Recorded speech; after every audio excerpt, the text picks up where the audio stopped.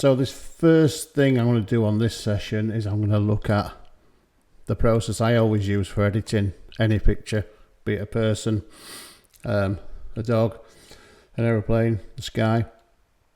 I always run through a certain process. That process is called digital workflow. You may have heard that term. And basically it means moving a picture from a camera to a final ready to print, or even maybe showing it on a digital screen. There are a certain amount of steps that a digital file always needs to take, because as convenient and as brilliant as digital files are, straight off the camera, they're still quite crap. Like in the old days, you wouldn't just get a negative and go around showing everybody a positive or your negative. You would do some editing in the darkroom. You would process it. You would go through all sorts of little fine-tuning elements to get the picture how you envisioned it. Well, digital photography is no different. There are purists out there who claim that their pictures are perfect straight off the bat. They're not. You're deluding yourself if that's what you think.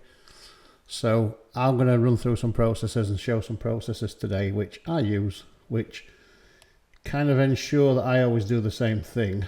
But more importantly, they go towards making my style. So if I stop doing this, if I don't do these workflow things each time I do a photograph, they're going to look different every time, and people won't then buy into my kind of look and my feel, because they'll see that it looks slightly different every time.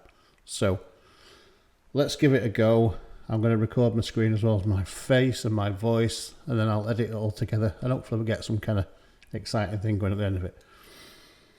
So I'm using Adobe Photoshop. I think this version I've got is, what is it called now? Creative Suite, Adobe 3 million and something or other.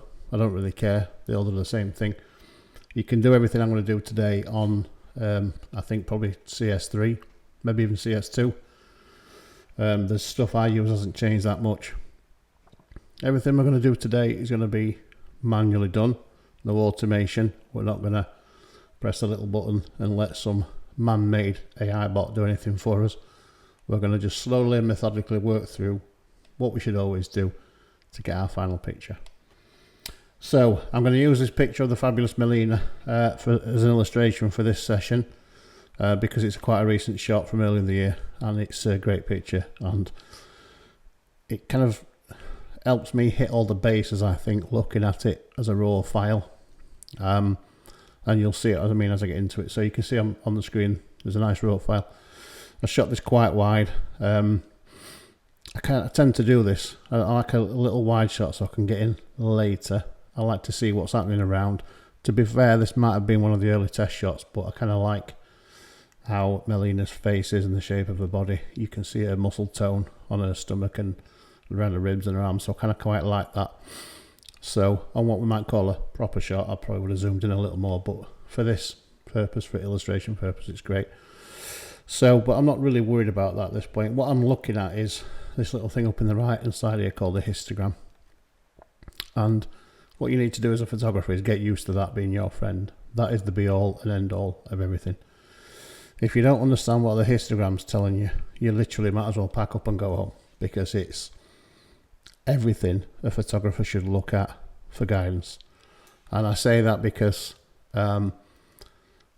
predominantly people look at your pictures on all manner of different screens. I've got two different computers running here, TV over there, phone here, and all of them have different color space, they have different brightness, they have different clarity.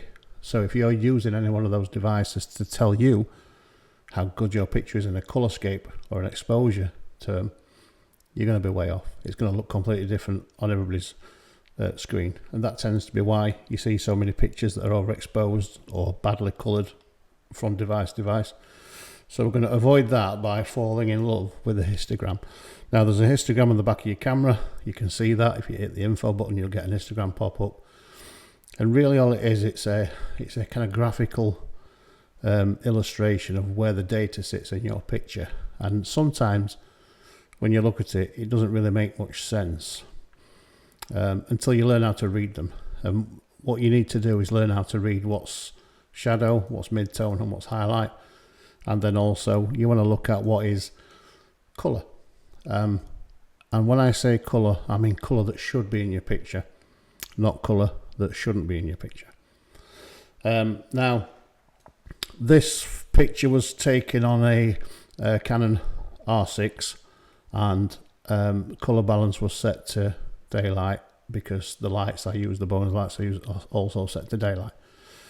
So in a true world with no other light on there, which there's not, I should get a perfect colour balance. But one thing you'll find about digital cameras is they lie to you, and you can spend all manner of all the time in the world and all manner of gizmos making your colour right, only to discover when you look at your histogram that it's wrong.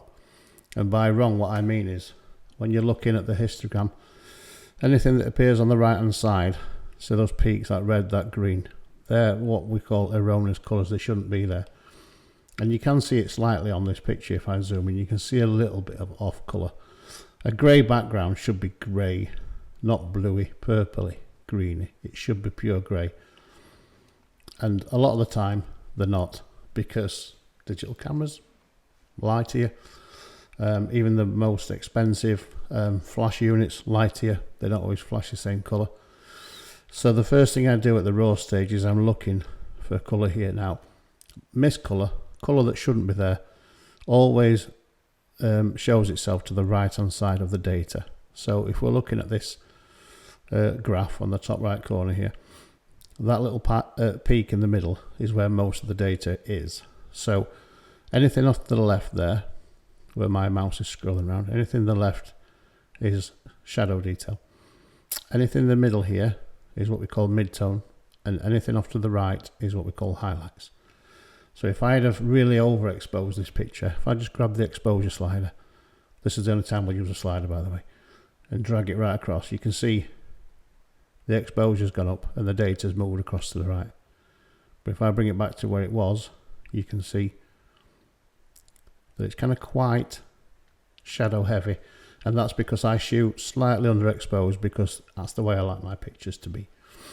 I'll explain more about that as we go along. But within that, I'm not worried about the exposure now. I'm looking at the mist colour, which is slightly off. So there's a few ways you can fix that. You can go down to white balance here where it says colour. You can drop that, you can change it and see what happens. So let's go, I don't know, let's say daylight. Did you see the change in colour? It's made it worse. We've got more erroneous colours here, red, green and blue. Don't like that, we don't want that. What happens if we go cloudy? Oof. Lots of reddy orange, and you can see that in here now. So what happens if we go auto? Again, we're pretty much back to where we started. If we go as shot, that's very blue. Now looking at that, one way we can do it is we can see this little eyedropper here. You can pick up that little eyedropper and find yourself a nicely exposed white's good, but any kind of grey is good, colour that's naturally lit like that, and just click in there. And did you see that little subtle shift? So it's just picked up a nice little in there, and you can see the colour on the bars here shifted a little bit. Still got a little bit of red. Not too worried about that. That's possibly a skin tone. But if we look at the before and after, you can see a little subtle change. Quite red, not so red. Quite red, not so red.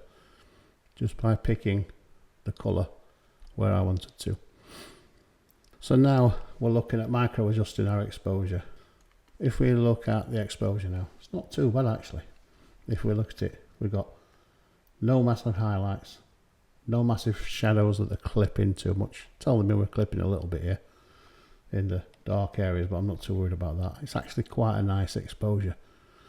But just to show you the limits and the possibilities of a raw file, remember I said we're not going to use sliders. If I just click in that top right box there and use the arrow up and down key, I can change that quite a bit. So you can see now. Let's go back to where we were. If I hold down the shift key and the arrow key, it goes up in percentages, in 50s, like that. So you can do it more speedily. But for now we only want a little. So I might just, on this exposure, because I purposely underexposed it, I might just bring the highlights back just a little bit. Maybe 15% there. And again, if we click on the before and after, you can see a slight change. Slight change in colour, slight change in exposure. Right, just like that. Now you can do all sorts of other things with the highlight, shadows and all those other wondrous things, but we're not really going to do that today because this is not a horrendously exposed picture. That's a nice cup of tea, by the way. What we're going to do today is we're going to say we're happy with that, Lance, and all we're going to do now is we're going to click open, and that's going to convert that over to a JPEG for us and open it in Photoshop, and then we'll take a look at some more micro adjustments in Photoshop itself.